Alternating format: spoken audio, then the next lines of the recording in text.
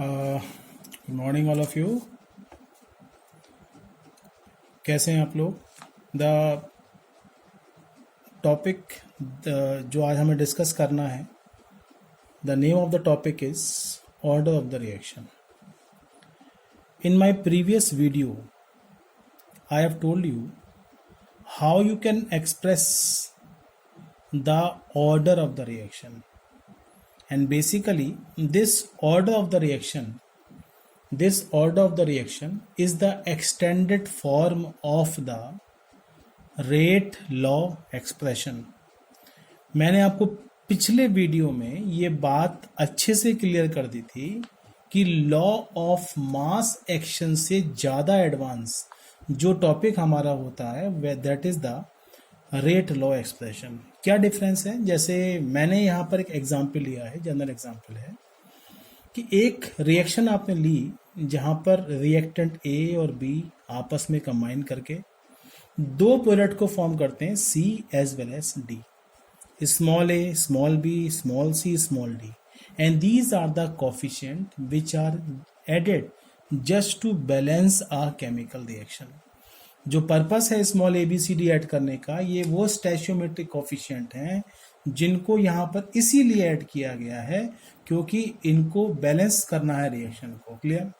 अगर मैं इस इक्वेशन के लिए लॉ ऑफ मास एक्शन लगा दूं तो जो फॉरवर्ड रिएक्शन होगी एंड दिस फॉरवर्ड रिएक्शन वो डिपेंड करेगी, this rate is equal to k f, that is a molar concentration small a, b molar concentration small b, इन दोनों के मल्टीपल प्रोडक्ट के इक्वल होगी। इन अ सेम वे अगर मैं बैकवर्ड रिएक्शन की बात कर रहा हूं, because this is a reversible system, तो इस रिवर्सिबल सिस्टम में जो बैकवर्ड रिएक्शन है उसमें सी एंड डी के लिए जो रेट होगी that is equal to K B and the C molar concentration D and small D molar concentration D. Clear?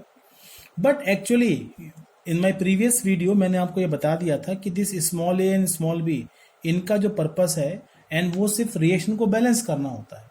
But experimentally जब हम इस टॉपिक को या इस एक्सपेरिमेंट को या इस रिएक्शन को कवर करते हैं तो वहां पर ये जो बात समझ में आती है उसमें क्या निकल के आएगा कि जो रेट होता है वो ए की power alpha and small B की पावर बीटा पर डिपेंड करता है। This is alpha and this is beta, and this small, ये जो अल्फा बीटा है, and how this alpha and beta are differ from A, B and C and D, small a, small b, small c and small d, small a, b, c, d जो आपने यहाँ पर add किए हैं, these are the stoichiometric coefficient। Purpose क्या था इनका?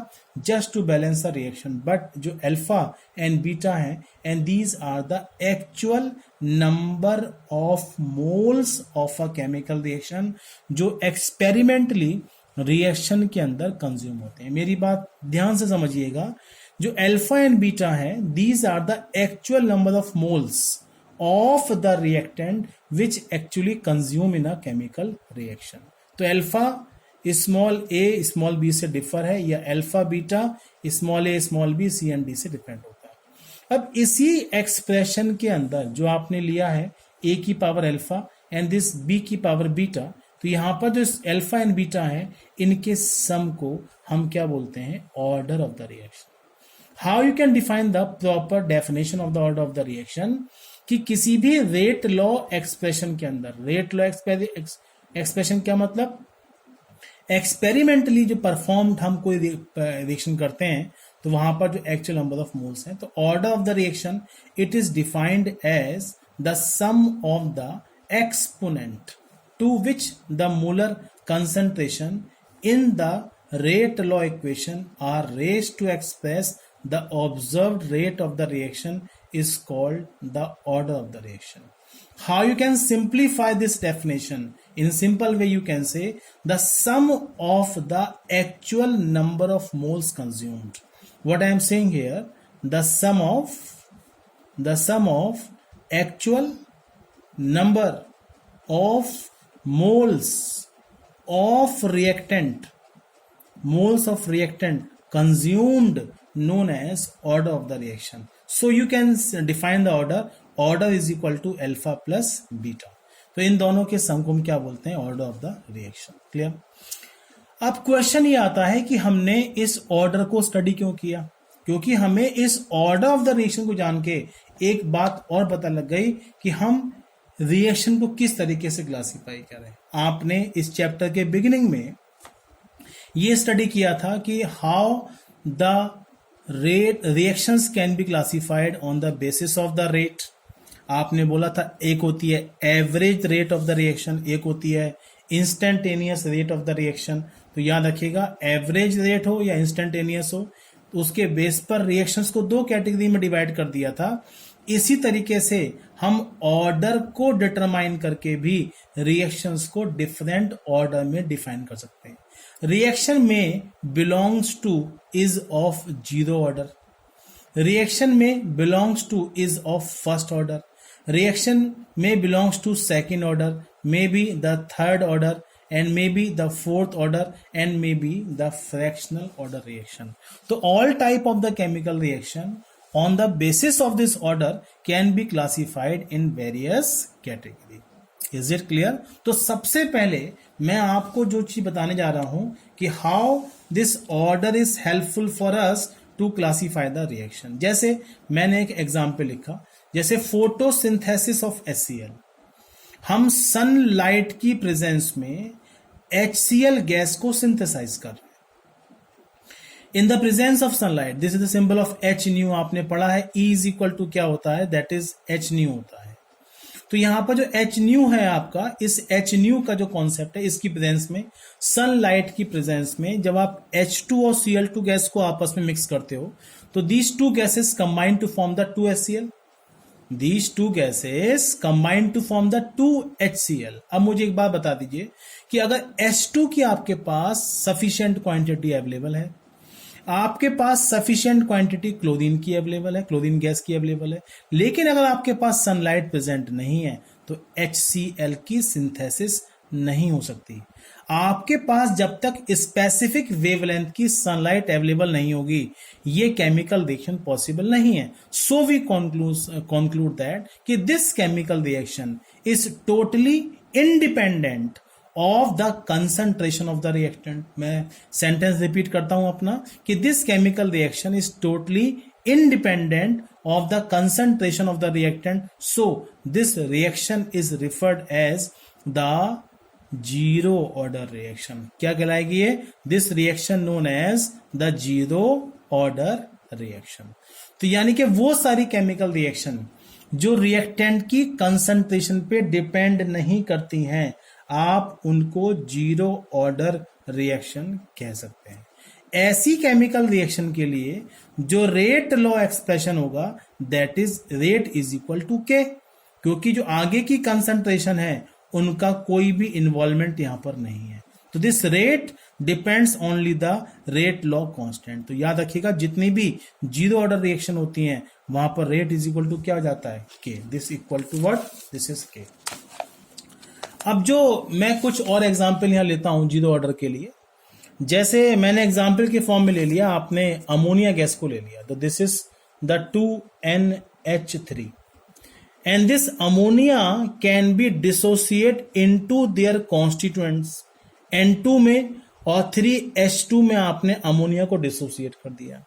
किसकी प्रेजेंस में डिसोसिएट किया? प्लेटिनम की प्रेजेंस में at the temperature of 1130 kelvin.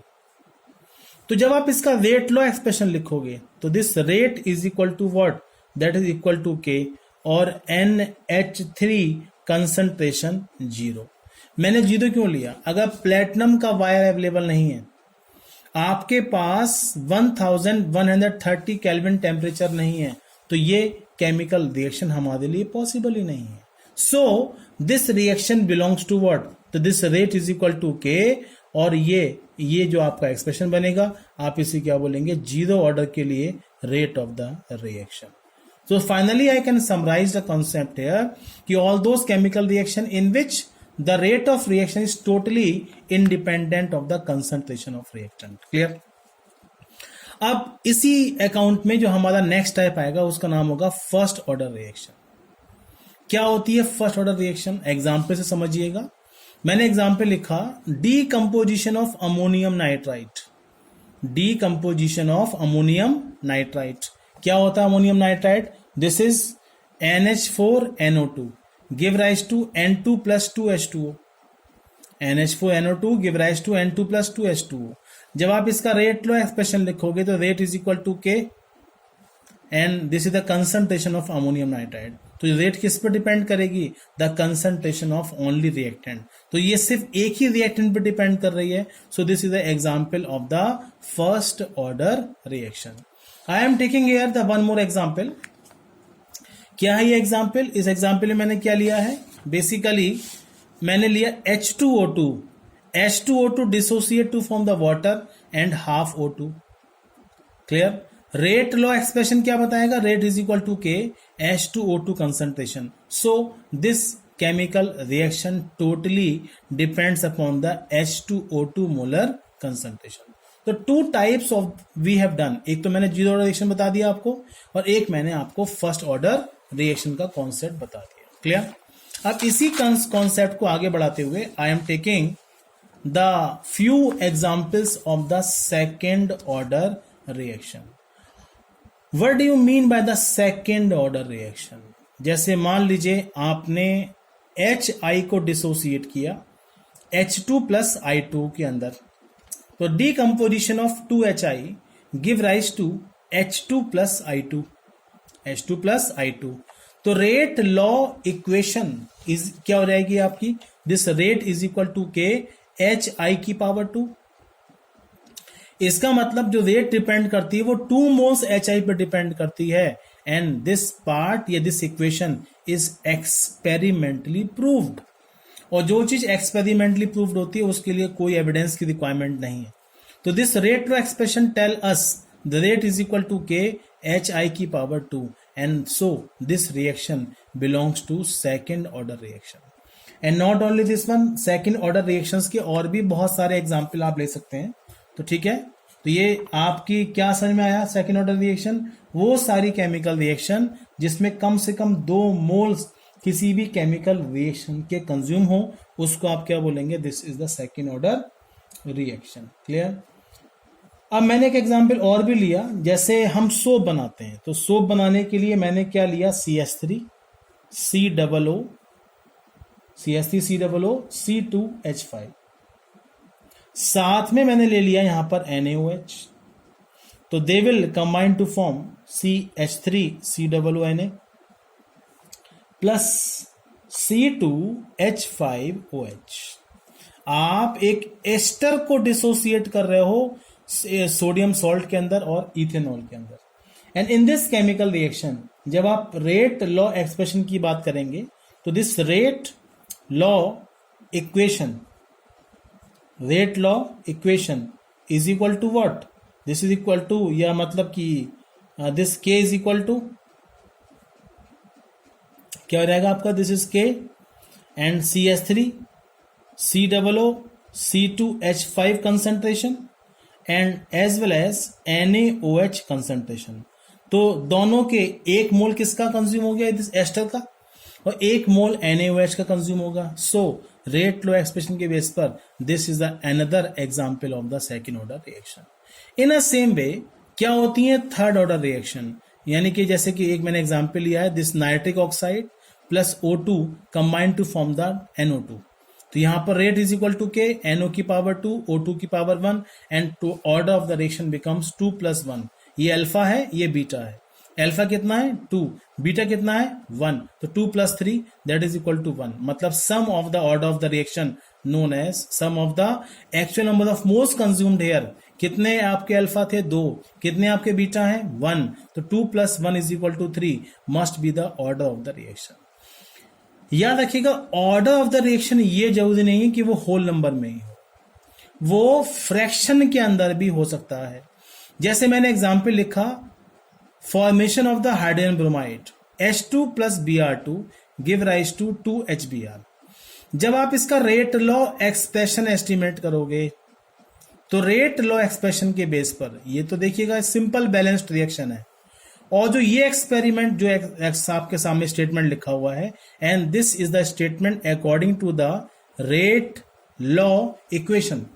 तो तो रेट लॉ इक्वेशन के बेस पर rate is equal to K H2 की पावर 1 एंड Br2 की पावर हाफ। तो अल्फा कितना है 1, बीटा कितना है हाफ, तो 1 प्लस हाफ दिस इज 1.5, तो order of the reaction is 1.5। So हमने एक चीज सीख ली, this order is very much helpful for us to classify the different order of the reaction. ठीक है, अभी तक जो मैंने टॉपिक पढ़ा दिया आपको ऑर्डर ऑफ द रिएक्शन, उसमें एक बात तो क्लियर है कि जब तक हमारे पास रेट लॉ एक्सप्रेशन नहीं है, इस वाले केस में भी अगर रेट लॉ इक्वेशन नहीं है तो हम rate of the order of the reaction का पता नहीं कर सकते। तो क्या कोई और हमारे पास मेथड है जिसके बेस पर हम रेट ऑफ रिएक्शन को पता कर लें, जिसके बेस पर हम ऑर्डर ऑफ द रिएक्शन का पता करें? तो उसको पता करने के लिए हमें एक काम करना पड़ेगा, हम इस रेट लॉ कांस्टेंट की यूनिट को अगर डिटरमाइन कर लें, किसी भी केमिकल रिएक्शन में अगर रेट लॉ कांस्टेंट के की यूनिट गिवन है, चाहे रिएक्शन 0 ऑर्डर की हो, चाहे रिएक्शन फर्स्ट ऑर्डर की हो, चाहे रिएक्शन सेकंड ऑर्डर की हो या थर्ड की हो या फ्रैक्शनल ऑर्डर की हो, अगर के की यूनिट मुझे पता हो तो मैं ऑर्डर ऑफ द रिएक्शन का प्रिडिक्शन कर सकता हूं। इसी अकाउंट को समझाने के लिए अब मैं ये बताऊंगा कि how we can calculate the unit of the rate constant और specific rate for the reaction of the different order. Clear? तो यूनिट को डिटरमाइन करने के लिए मैंने एक सिंपल सा एग्जांपल लिया। अगर जर्नली कोई भी रिएक्शन nth ऑर्डर की है, मे be the 0 order, which may be of the first order, which may be of the second order, which may be is of third order and may be the fractional order, तो ऐसी condition में आप जब उसका instantaneous rate का expression लिखोगे तो वो क्या निकल के आएगा, rate is equal to dx upon dt। dx का मतलब क्या है, very small changing concentration of reactant, जो मैंने आपको पहले वीडियो में बता दिया है। dt क्या है, शॉर्ट इंटरवल ऑफ टाइम, तो dx upon dt is equal to what, rate. Is it clear? तो रेट लॉ एक्सप्रेशन के बेस पर dx upon dt small changing concentration rate है, जो k और कंसंट्रेशन की पावर n हो जाती है। ठीक है, इसको रीअरेंज कर लीजिए, तो रीअरेंज करने पे क्या मिलेगा, कंसंट्रेशन को उठा के इधर ले आइए, तो k is equal to what, this k is equal to dx upon dt into 1 upon concentration की पावर n। ध्यान दीजिएगा, इसको रीअरेंज कर लीजिए and this k should be, ये कंसंट्रेशन की पावर n शिफ्ट होके इधर आ जाएगी, तो k is equal to dx upon dt into 1 upon concentration की power n। Is it clear? dx यहां पर क्या है, कंसंट्रेशन चेंज, dt यहां पर क्या है, टाइम इंटरवल। क्लियर? तो उसी एक्सप्रेशन को आगे बताते हुए जो मैंने टॉपिक यहां पर लिया, क्या लिया, प्रीवियस एक्सप्रेशन के बेस पर मैं यहां बता रहा हूं, तो k is equal to what, dx जहां पर लिखा था मैं फिर से लिख देता हूं, this k is equal to dx upon dt into 1 upon concentration की power n। Is it clear? तो dx यहां पर क्या है, कंसंट्रेशन है, dt यहां पर क्या है, टाइम। तो मैंने इसको सिंप्लीफाई करके ऐसे लिख दिया, मेरे हिसाब से कोई प्रॉब्लम नहीं होनी चाहिए।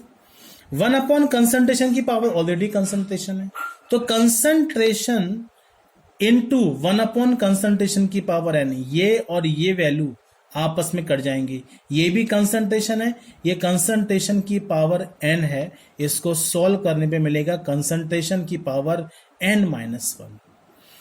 1 अपॉन टाइम को आप ऊपर ले जाएंगे तो ये टाइम इनवर्स हो जाएगा, कंसंट्रेशन n-1 को जब ऊपर ले जाएंगे तो ये हो जाएगा 1 - n। So we conclude that हम यहां पर एक एक्सप्रेशन ऑब्टेंड कर रहे हैं और इस एक्सप्रेशन के बेस पर दिस के रेट लॉ कांस्टेंट जो k होगा and this k is equal to concentration की पावर 1 - n इंटू टाइम की power 1 - 1।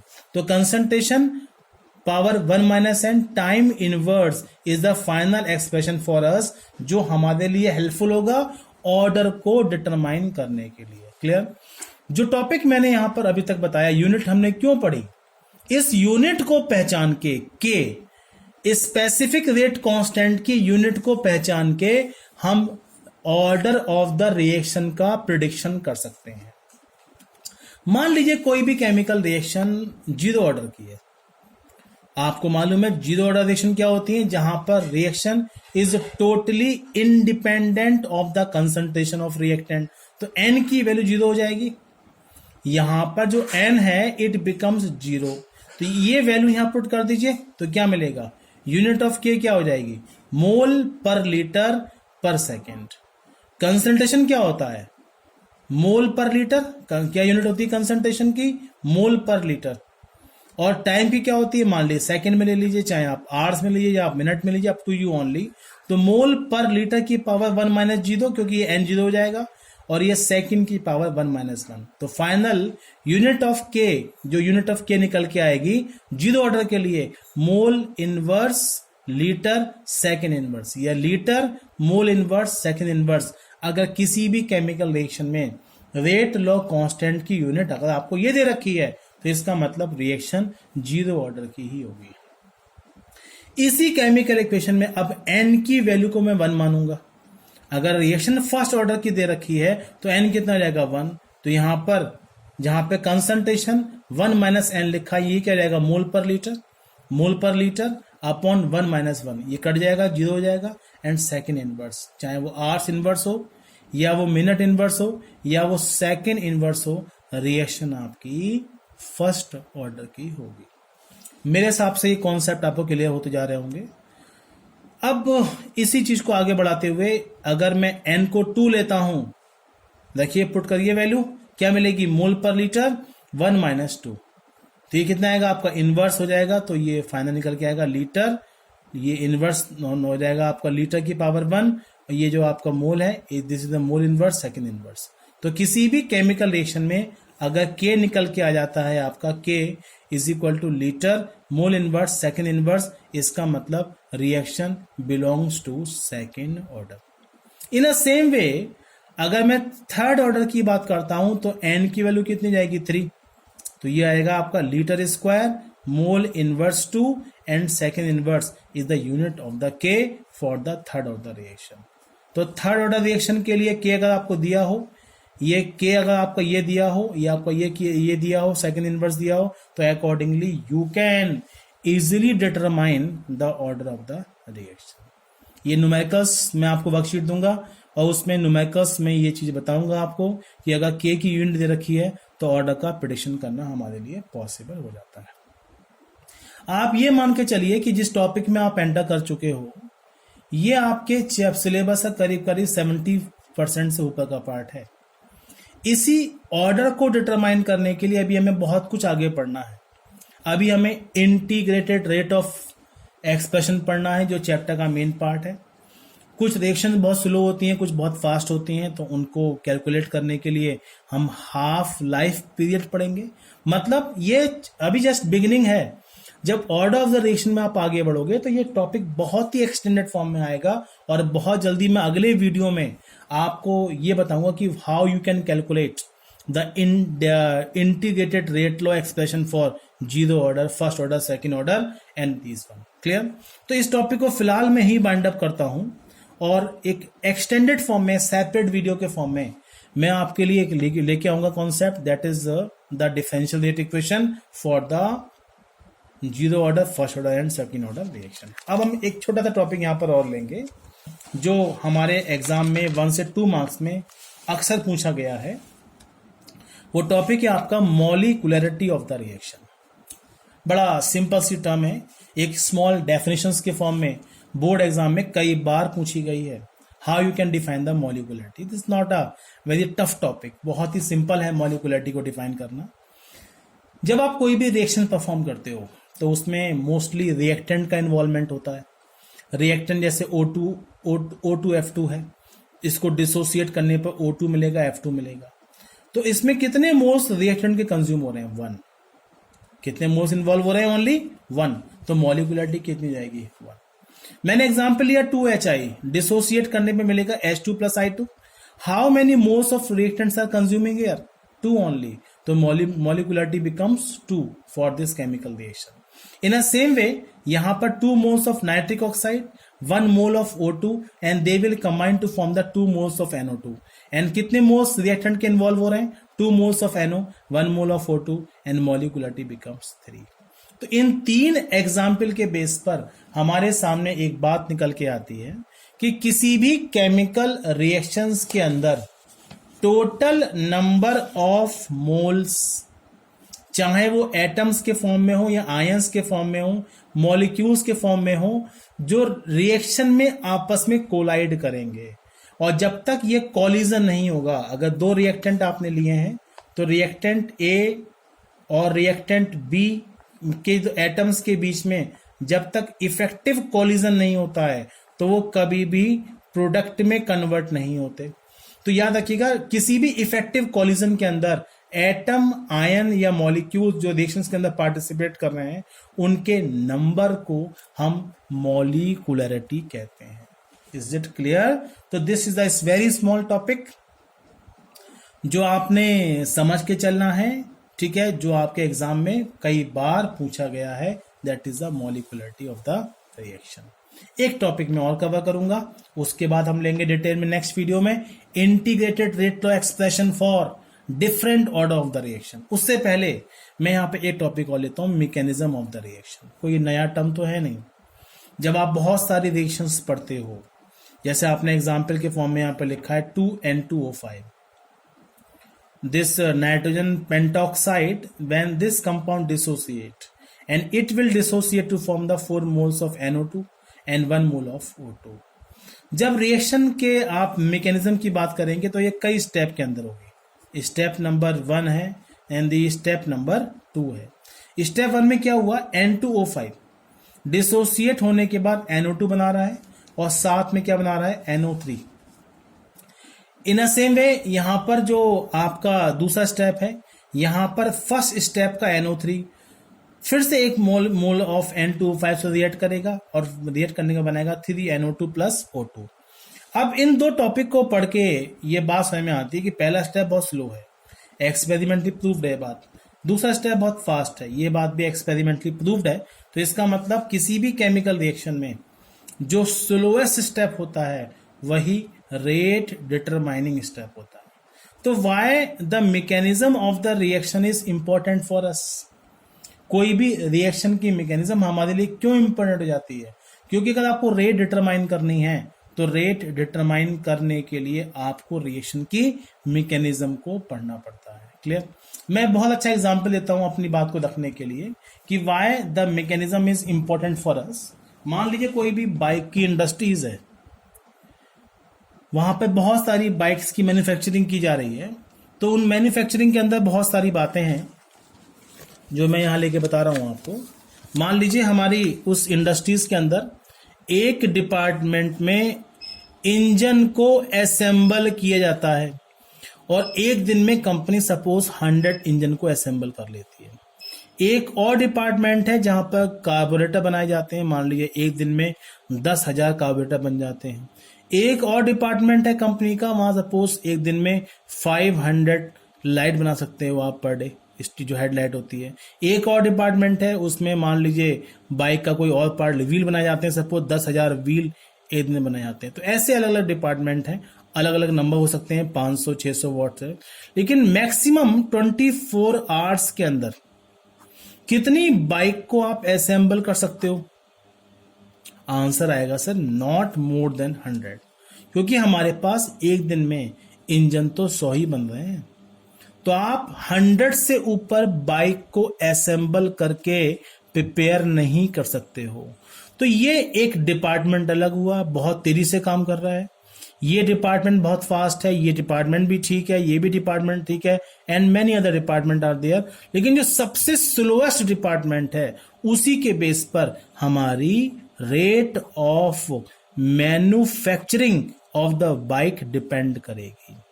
The rate of manufacturing of the bike depend करेगी. इसका मतलब the slowest step in a chemical reaction is the rate determining step. That's why mechanism is very very important for us. और इन mechanism के पढ़े बिना हम उस slowest step को डिटरमाइन नहीं कर सकते। Is a clear?